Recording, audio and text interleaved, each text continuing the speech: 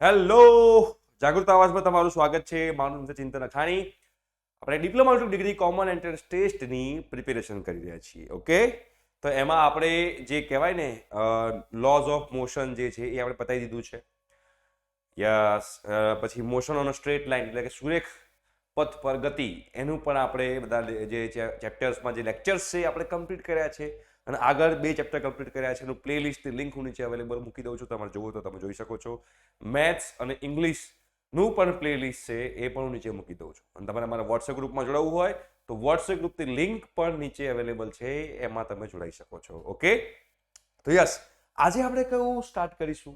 તો આજે આપણે સ્ટાર્ટ કરવાના છીએ કાર્ય, ઉર્જા અને પાવર. કાર્ય ઇંગ્લિશમાં પણ કહીશો, ટેન્શન ના લેશો. કાર્ય, ઉર્જા અને પાવર, જેને આપણે ઇંગ્લિશમાં શું કહીશું? કાર્યને કહીશું આપણે વર્ક, બરોબર છે. ઉર્જાને કહીશું આપણે એનર્જી, ઓકે. અને પાવર તો આપણે પાવર જ કહીશું. કાર્ય, ઉર્જા અને પાવર. ઓકે, તો આના વિશે આપણે આજે ડિસ્કસ કરવાના છીએ. તો એની પહેલા આપણે ડિસ્કસ કરી લીધું. શું ડિસ્કસ કર્યું બેટા? ફોર્સ એટલે બળ આપણે ડિસ્કસ કરી લીધું. યસ. હવે સિમ્પલ તમે તમારા ઘરમાં જુઓ, તમને લોકોને ખબર પડે, તમે એક્સપેરિમેન્ટ કર્યો હશે કે જ્યારે બળ લગાવીએ છીએ ને, કોઈ પણ વસ્તુમાં આપણે બળ લગાવીએ એટલે કાર્ય થાય, વર્ક થાય. પણ ક્યારે થાય? જ્યારે કોઈ પણ વસ્તુ પર બળ લગાવવાથી, કોઈ પણ પદાર્થ ઉપર ફોર્સ લગાવવાથી, કોઈ પણ ઓબ્જેક્ટ પર ફોર્સ લગાવવાથી એનું ડિસ્પ્લેસમેન્ટ થાય, એટલે કે એનું સ્થાનાંતર થાય, ત્યારે કાર્ય થયું કહેવાય, ત્યારે વર્ક થયું કહેવાય. એનો મતલબ શું થયો? કે જ્યારે કોઈ કોમ્પોનન્ટ છે, કોઈ એક પદાર્થ છે, અહીંયા માની લો, ધારો કે એક પદાર્થ છે, આ એક કોમ્પોનન્ટ છે બેટા, બરોબર. હવે આ જે કોમ્પોનન્ટ છે, આ કોમ્પોનન્ટ ઉપર હું એક ફોર્સ લગાવું છું, હું એક બળ લગાવું છું. તો આ પાર્ટી આની ઉપર ખસીને ફોર એક્ઝામ્પલ અહીંયા આગળ આવી, એને આટલું ડિસ્પ્લેસમેન્ટ કર્યું, આટલું સ્થાનાંતર કર્યું, આપણે એવું માની લઈએ, બરોબર છે. આટલું સ્થાનાંતર કર્યું તો કેટલું વર્ક થયું હશે? કેટલું વર્ક થયું હશે? તો વર્ક ઇઝ ઇક્વલ ટુ, કાર્ય is equal to force into displacement, એટલે કે બળ ગુણ્યા સ્થાનાંતર. અને સ્થાનાંતર કઈ દિશામાં થયું હશે? જે ડિસ્પ્લેસમેન્ટ છે એ કઈ ડાયરેક્શનમાં થયું હશે? તો એ ડિસ્પ્લેસમેન્ટ એટલે કે સ્થાનાંતર જે છે એ બળની દિશામાં થયું હશે, એટલે કે in the direction of force, ફોર્સની ડાયરેક્શનમાં ડિસ્પ્લેસમેન્ટ થયું હશે, બળની દિશામાં સ્થાનાંતર થયું હશે. આ જે મેં લખ્યું છે એ કોના માટે છે? કે જ્યારે જે સ્થાનાંતર થાય છે એ બળની દિશામાં થાય છે, એટલે કે ફોર્સની ડાયરેક્શનમાં થાય છે. એનો મતલબ શું થયો? એનો મતલબ એવો થયો કે અગેન જો મારે કહેવું હોય તો હું એવું કહી શકું કે વર્ક શું છે બેટા? તો વર્ક જે છે એ અગેન વેક્ટર ક્વોન્ટિટી છે. વેક્ટર ક્વોન્ટિટી છે, યાદ રાખજો બેટા. વેક્ટર ક્વોન્ટિટી, જેને ગુજરાતીમાં આપણે શું કહીશું બેટા? વેક્ટર ક્વોન્ટિટી જે છે, જેને ગુજરાતીમાં આપણે કહીએ છીએ સદિશ રાશિ. સદિશ રાશિ, અને આપણે સદિશ રાશિ કહીએ છીએ. શું કહીએ છીએ? સદિશ રાશિ. ક્લિયર થાય છે બેટા? તો વર્ક જે છે એ F * D વેક્ટર ક્વોન્ટિટી છે, સદિશ રાશિ છે. હવે મેં શું કીધું હતું? કે in the direction of force, એટલે કે બળની દિશામાં સ્થાનાંતર થાય. બટ જો સમજો, જો બળની વિરુદ્ધ દિશામાં સ્થાનાંતર થાય, બળની વિરુદ્ધ દિશામાં સ્થાનાંતર થાય, એટલે કે જે ડિસ્પ્લેસમેન્ટ થઈ રહ્યું છે એ ડિસ્પ્લેસમેન્ટ ફોર્સની ઓપોઝિટ ડાયરેક્શનમાં થઈ રહ્યું છે, ફોર્સની ઓપોઝિટ ડાયરેક્શનમાં થઈ રહ્યું છે, તો મારું વર્ક શું થશે? થશે -F * D. કેમ કે મેં કીધું એમ કે વેક્ટર ક્વોન્ટિટી છે, એટલે કે સદિશ રાશિ છે, એટલે કે ડાયરેક્શનનું મહત્વ છે, દિશાનું મૂલ્ય, દિશા જે છે એનું દિશાનું મહત્વ છે, ડાયરેક્શનનું ઇમ્પોર્ટન્સ છે આની અંદર, વર્કની અંદર. તો જ્યારે બળની દિશામાં સ્થાનાંતર થાય, એટલે કે displacement in the direction of force, તો આપણે F * D આવે. બટ બળની વિરુદ્ધ દિશામાં સ્થાનાંતર થાય, એટલે કે જે દિશામાં, જે ડાયરેક્શનમાં બળ લાગતું હોય, જે ડાયરેક્શનમાં બળ લાગતું હોય એની ઓપોઝિટ, એની વિરુદ્ધ દિશામાં સ્થાનાંતર થાય, તો મારે માઇનસ આગળ લગાવવું પડે. એટલે કે એવા સંજોગોમાં, એવા કેસની અંદર જે ફોર્સ અને ડિસ્પ્લેસમેન્ટ વચ્ચેનો એંગલ કેટલો હશે? આ કેસની અંદર ફોર્સ અને ડિસ્પ્લેસમેન્ટ વચ્ચેનો એંગલ, એટલે કે બળ અને સ્થાનાંતર વચ્ચેનો ખૂણો કેટલો હશે? તો 180 ડિગ્રી હશે. એટલે કે 180 ડિગ્રી મતલબ કે 180 અંશ હશે. અને આમાં જ્યારે બળની દિશામાં સ્થાનાંતર થાય છે, જ્યારે displacement in the direction of force થાય છે ત્યારે એંગલ કેટલો હશે? આ કેસની એંગલ 0 ડિગ્રી હશે. એટલે કોની વચ્ચેનો એંગલ, કોના વચ્ચેનો ખૂણો? બળ અને સ્થાનાંતર, એટલે કે ફોર્સ અને ડિસ્પ્લેસમેન્ટ વચ્ચે. અહીંયા આગળ ફોર્સ અને ડિસ્પ્લેસમેન્ટ વચ્ચેનો એંગલ જે છે એ 180 ડિગ્રી હશે. અહીંયા આગળ બળ અને સ્થાનાંતર વચ્ચેનો ખૂણો 0 ડિગ્રી હશે. અહીંયા ફોર્સ અને ડિસ્પ્લેસમેન્ટ વચ્ચેનો એંગલ 0 ડિગ્રી હશે, એટલે કે બળ અને સ્થાનાંતર વચ્ચેનો ખૂણો 0 ડિગ્રી હશે. અહીંયા 180 ડિગ્રી, અહીંયા 0 ડિગ્રી, અહીંયા 180 અંશ, અહીંયા 0 અંશ. બરોબર? એટલે જ્યારે આપણે બળની દિશામાં સ્થાનાંતર થાય, in the direction of force displacement થાય, ત્યારે મારે આ ઇક્વેશન લગાવવું પડે. અને ઓપોઝિટ ડાયરેક્શનમાં ડિસ્પ્લેસમેન્ટ થાય, એટલે કે વિરુદ્ધ દિશામાં, બળની વિરુદ્ધ દિશામાં સ્થાનાંતર થાય, તો મારે આગળ માઇનસ મૂકવું પડે, -F/d થાય. અને વર્ક એટલે કે કાર્ય કઈ ક્વોન્ટિટી છે? વેક્ટર ક્વોન્ટિટી છે. એટલે કે કાર્ય કઈ રાશિ છે? તો સદિશ રાશિ છે. તમને આ ખબર હોવી જોઈએ. તો આ કાર્યની આપણે વાત કરી, બરોબર છે. હવે કાર્યની આપણે વાત કરી, તો એના પછી આપણે વાત કરીએ બેટા એનર્જીની. આપણે બધા MCQ ની પ્રેક્ટિસ કરશું ભયંકર, બરોબર? આપણે વાત કરીશું એનર્જીની. તો આ જે એનર્જી જે છે એ એનર્જી, હવે એની પહેલા જે વર્ક જે છે, વર્કનો યુનિટ શું છે, એનો એકમ શું છે? તો જો ફોર્સ ઇન્ટુ ડિસ્પ્લેસમેન્ટ છે. ફોર્સ ઇન્ટુ ડિસ્પ્લેસમેન્ટ છે. હવે ફોર્સ ઇન્ટુ ડિસ્પ્લેસમેન્ટ, ફોર્સનો યુનિટ શું છે બેટા? ન્યૂટન. તો ન્યૂટન લખાય into metre. Newton into metre, જેને આપણે જૂલ પણ કહીએ છીએ. એટલે કે ન્યૂટન ઇન્ટુ મીટરને જૂલ પણ કહેવાય, બરોબર છે? ન્યૂટન ઇન્ટુ મીટર જે છે એને આપણે જૂલ પણ કહીશું. એટલે આ પણ મગજમાં ઘુસાડી દેજો કે MCQ માં પૂછાય કે નીચેનામાંથી કયો એકમ કાર્યનો છે, નીચેનામાંથી કયો યુનિટ વર્કનો છે, તો આપણે ખબર હોવી જોઈએ. આ પણ વર્ક છે, આ પણ વર્ક છે. વર્ક એક પ્રકારની એનર્જી જ છે. વર્ક એક કાર્ય જે છે, કાર્ય એક પ્રકારની ઉર્જા છે, રાઈટ? તો આને કાર્ય ઉર્જા કહેવાય, વર્ક એનર્જી કહેવાય. હીટ આપણે જોયું, હીટ એન્ડ થર્મોમેટ્રી. તો હીટ એટલે ઉષ્મા પણ એક પ્રકારની એનર્જી જ છે, ઉષ્મા પણ એક પ્રકારની ઉર્જા છે. એનો યુનિટ પણ જૂલ છે, બરાબર? એને ઉષ્મા ઉર્જા કહેવાય, આને કાર્ય ઉર્જા કહેવાય, એને હીટ એનર્જી કહેવાય અને વર્ક એનર્જી કહેવાય. એના સિવાય બીજી કઈ કઈ એનર્જી છે? તો એના સિવાય બીજી જે એનર્જી છે એક છે કાઇનેટિક એનર્જી. કાઇનેટિક એનર્જી જે છે, કાઇનેટિક એનર્જી. હવે આ જે કાઇનેટિક એનર્જી, જેને આપણે ગુજરાતીમાં શું કહીશું બેટા? ગતિ ઉર્જા. ગતિ ઉર્જા જે છે એ કોની ઉપર આધાર રાખશે? ઓબ્વિયસ નામ જ છે ગતિ, કાઇનેટિક ઉર્જા. એ ડિપેન્ડ કરશે વેલોસિટી ઉપર. એટલે આપણે લખી શકીએ 1/2 mv². 1/2 mv². આ કાઇનેટિક એનર્જી એટલે કે ગતિ ઉર્જાનું ઇક્વેશન છે, જ્યાં m શું છે? m તમારું કિલોગ્રામમાં આવશે, માસ, અને v શું છે? v તમારું જે છે એ વેલોસિટી છે, જે મીટર પર સેકન્ડ છે. તો એનો મતલબ કે આનો યુનિટ શું થાય? તો આપણે કયો દાવો કરી શકીએ? Metre square per second square into kilogram. Kilogram metre square per second square લખી શકાય. મતલબ કે જૂલને આપણે આ પણ લખી શકીએ, કેમ કે આનો યુનિટ જૂલ તો છે જ બેટા. આનો યુનિટ જૂલ તો છે જ. કાઇનેટિક એનર્જી જે ગતિ ઉર્જા છે એનો યુનિટ જૂલ તો છે જ. પણ બીજી રીતે લખાવીએ તો માસ એટલે કે દળ એનો કિલોગ્રામ, અને વેલોસિટીનો સ્ક્વેર એટલે કે metre square per second square. મતલબ કે જૂલને મારે લખવું હોય તો જૂલને હું આવી રીતે લખી શકું, metre square upon second square into kilogram. આવું પણ લખી શકાય જૂલને, બરોબર? આ પણ લખી શકાય. તમને એકમો સાથે રમતા આવડવું જોઈએ, તમને યુનિટ સાથે રમતા આવડવું જોઈએ. જેટલું તમે લોકો એકમો સાથે એટલે કે યુનિટ સાથે તમે લોકો રમી શકશો એટલું તમને ખબર પડી જશે. પછી આપણે ન્યૂટન ઇન્ટુ મીટર તો કર્યું જ છે. એટલે ન્યૂટન ઇન્ટુ મીટર એટલે જૂલને તમે જો, જૂલને તમે ન્યૂટન ઇન્ટુ મીટર પણ લખી શકો, બરોબર? એવી જ રીતે જૂલને તમે બીજું શું લખી શકો બેટા? Metre square per second square kilogram into kilogram. આ પણ તમે લખી શકો. તમારા જૂલમાંથી આ ગમે તે એકમ તમે લખી શકો. બંને ડિરાઇવ ક્વોન્ટિટી છે, એટલે કે બંને કેવી છે? સધિત રાશિઓ છે, જે મૂળભૂત રાશિમાંથી આવેલી છે, એટલે આપણે એને સધિત રાશિઓ કહીએ છીએ, બરોબર છે? તો આ વસ્તુ તમને ખબર હોવી જોઈએ. તો મેં પહેલી એનર્જી જે કીધી એ કાઇનેટિક એનર્જી કીધી. હવે બીજી આપણે વાત કરીએ, બીજી કઈ એનર્જી છે? તો બીજી જે એનર્જી છે એનું નામ છે પોટેન્શિયલ એનર્જી. Potential energy.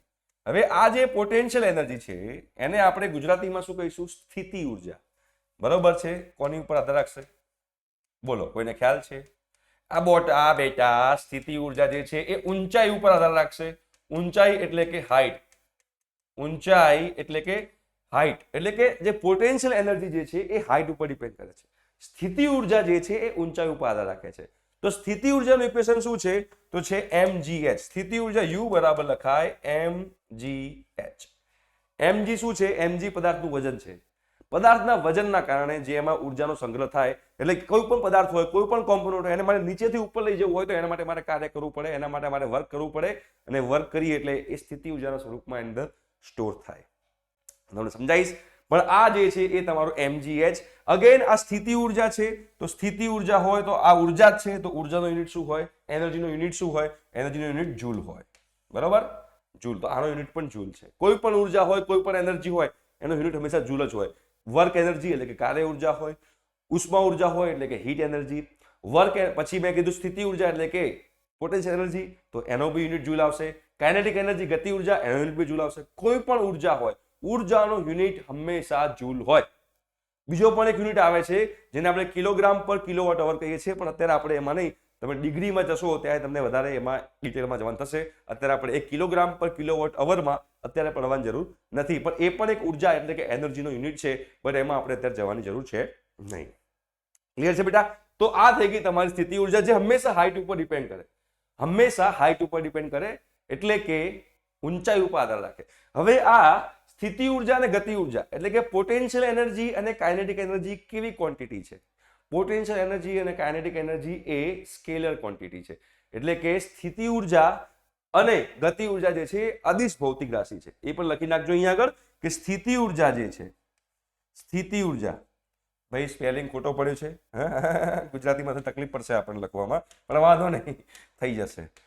બહુ ટાઈમથી લખ્યું નથી ગુજરાતી, એટલે બહુ ટાઈમથી ગુજરાતી લખ્યું નથી. હું ગુજરાતી મીડિયમનો 1 થી 12 ધોરણ ગુજરાતીમાં કર્યું છે, પણ એના પછી દર વખતે ઇંગ્લિશ ચાલતો હોય તો ગુજરાતી લખવામાં તકલીફ પડે છે. જે લોકો ઇંગ્લિશથી ગભરાતા હોય, કોઈ ટેન્શન લેવાની જરૂર નથી. હવે મને ગુજરાતી લખવામાં તકલીફ પડે છે. બરોબર? સ્થિતિ ઉર્જા જે છે, જેને આપણે પોટેન્શિયલ એનર્જી કહીએ છીએ, પોટેન્શિયલ એનર્જી કહીએ છીએ. ઓકે? અને જે ગતિ ઉર્જા જે છે, ગતિ ઉર્જા જેને આપણે કાઇનેટિક એનર્જી કહીએ છીએ, જેને આપણે કાઇનેટિક એનર્જી કહીએ છીએ.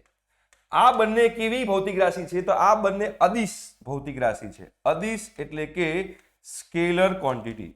Scalar quantity. ફોર એક્ઝામ્પલ હું તમને કહું કે અહીંયા એક પદાર્થ પડેલો છે જેનું વજન 5 કિલોગ્રામ છે, અને બીજો એક અહીંયા આગળ પદાર્થ પડ્યો છે જેનું વજન પણ 5 કિલોગ્રામ છે. આ પાર્ટી જે છે આનું વજન પણ, માસ પણ 5 કિલોગ્રામ છે, આનું પણ 5 કિલોગ્રામ છે. આને હું સીધો અહીંયા આગળ 10 મીટરની હાઈટ પર લઈ જાઉં છું. 10 મીટરની હાઈટ ઉપર સીધો લઈ જાઉં છું. આને સીધો આમ લઈ જાઉં છું.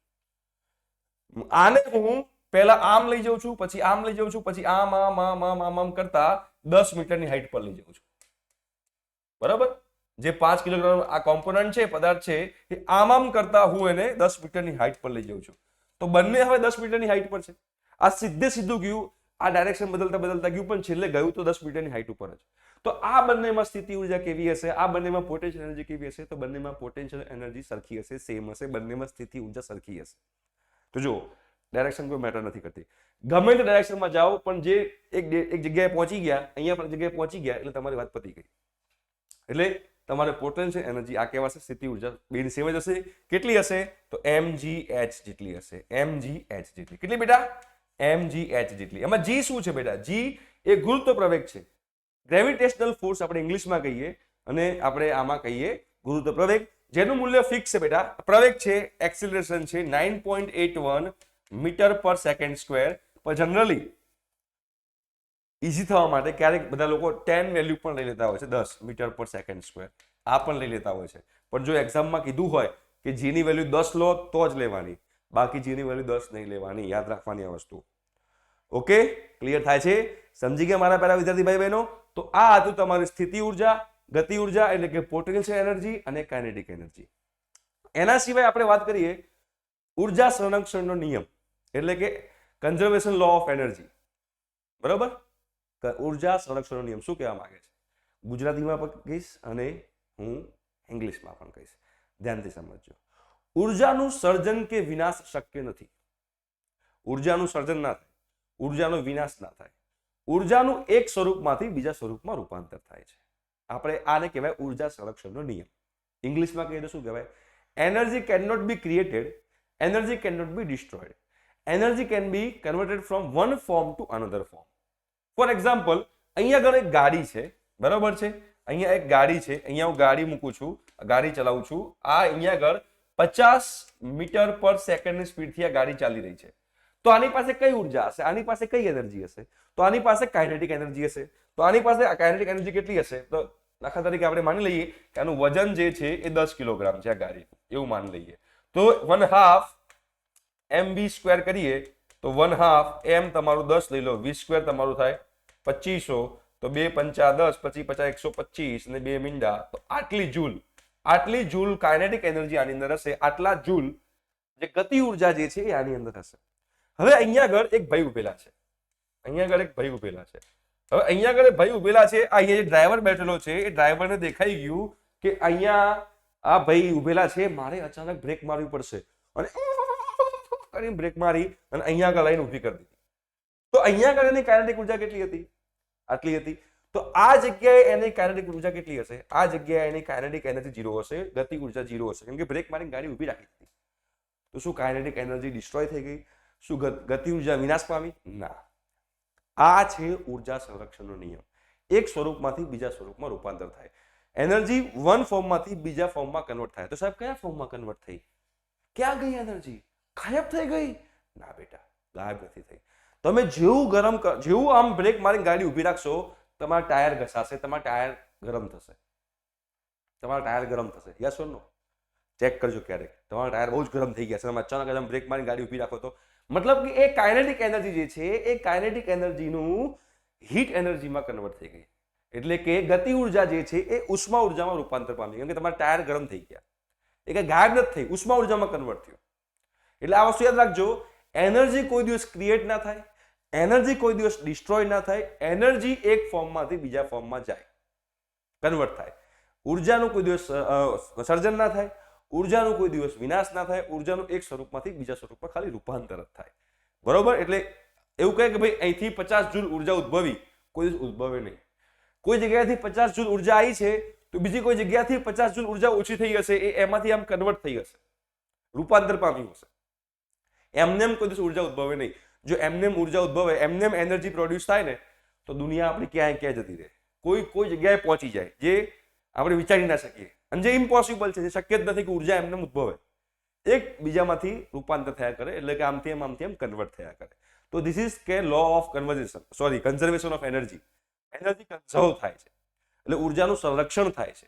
એટલે આ તમને ખબર હોવી જોઈએ. ઓકે, જે મેં તમને સમજાયું કે આ law of conservation of energy એટલે કે ઉર્જાના સંરક્ષણનો નિયમ. ઓકે, એ તમને ખબર પડી ગઈ હશે. તો આપણે અહીંયા વર્ક જોયું એટલે કે કાર્ય જોયું, એનર્જી જોઈ એટલે કે આપણે ઉર્જા જોઈ. હવે લાસ્ટ ટોપિક જે આવ્યો છે એ છે પાવર. શું છે બેટા? પાવર. હવે પાવર શું કહે છે તો ગુજરાતીમાં પણ ગણીશ અને ઇંગ્લિશમાં પણ કહીશ. એકમ સમયમાં થતું કાર્ય, એકમ સમયમાં થતું કાર્ય એને આપણે કહીએ પાવર. એટલે કે work done per second, work done per second, that is called power. તો એનો મતલબ કે પાવર બરાબર શું લખાય? Work by time. એકમ સમયમાં થતું કાર્ય. જ્યારે એકમ લખ્યું હોય, એકમ સેકન્ડમાં કાપેલું અંતર, તો એકમ સેકન્ડમાં, તો સેકન્ડ નીચે આવે, ટાઈમ નીચે આવે. એકમ સમયમાં થતું કાર્ય, ટાઈમ નીચે આવે. વર્ક ડન પર સેકન્ડ કીધું છે, સેકન્ડ નીચે આવે. વર્ક ડન પર સેકન્ડ એને કહેવાય પાવર. હવે પાવર જે છે, પાવરનો યુનિટ શું થશે? તો પાવર જે છે એ લખાશે, વર્ક ડન નો યુનિટ શું છે? જૂલ. એનો એકમ જૂલ છે પર સેકન્ડ, જૂલ પર સેકન્ડ. આ જૂલ પર સેકન્ડ જે છે એને આપણે વોટ કહીએ છીએ. વોટ, બરોબર? જૂલ પર સેકન્ડ જે છે એને આપણે વોટ કહીએ છીએ, યાદ રાખજો. તો એને બીજું પણ કહી શકાય. શું કહી શકાય? ન્યૂટન મીટર પર સેકન્ડ પણ કહી શકાય. ન્યૂટન મીટર પર સેકન્ડ, કેમ કે જૂલ જે છે એ જૂલને આપણે ન્યૂટન ઇન્ટુ મીટર લખી શકીએ છીએ. જૂલને આપણે ન્યૂટન ઇન્ટુ મીટર લખી શકતા હોઈએ તો ન્યૂટન મીટર પર સેકન્ડ પણ વોટ કહી શકાય. જૂલ પર સેકન્ડને પણ વોટ કહેવાય, ન્યૂટન મીટર પર સેકન્ડને પણ વોટ કહેવાય. આ બધા એકમો, આ બધા યુનિટથી તમને લોકોને રમતા આવડવું જોઈએ. તો તમે લોકો રમેલા હશો તો તમે લોકોનો વાંધો નહીં આવે. રમવાનું બાકી હશે તો પબજી ઓછી રમજો, પણ આ બધું રમજો કે યુનિટને આમથી આમ કેવી રીતે કન્વર્ટ કરાય, કયો યુનિટ ક્યાંથી બને, કયો એકમ ક્યાંથી બને, એ આપણને ખબર પડવી જોઈએ. તો આને કહેવાય પાવર. બરોબર છે? તો હવે આઈ થિંક સો કે તમને લોકોને ખબર પડી ગઈ છે કે કાર્ય કોને કહેવાય, એટલે કે વર્ક કોને કહેવાય, એનર્જી કોને કહેવાય, એટલે કે ઉર્જા કોને કહેવાય, પાવર કોને કહેવાય. તો આજના લેક્ચરમાં આપણે આટલું રાખીએ છીએ. નેક્સ્ટ લેક્ચરની અંદર આપણે લોકો જોઈશું કે રોટેશનલ મોશન શું છે. બરોબર, ચાક ગતિ નહીં પણ કયું કહેવાય, વર્તુળામય ગતિ. બરોબર, સર્ક્યુલર મોશન જેને કહેવાય એ જોઈશું. અને એમાં કઈ કઈ વસ્તુ આપણે શીખવાની છે એ બધું શીખીશું. પણ એના માટે તમારે આવવું પડશે નેક્સ્ટ લેક્ચરમાં. ત્યાં સુધી બાય.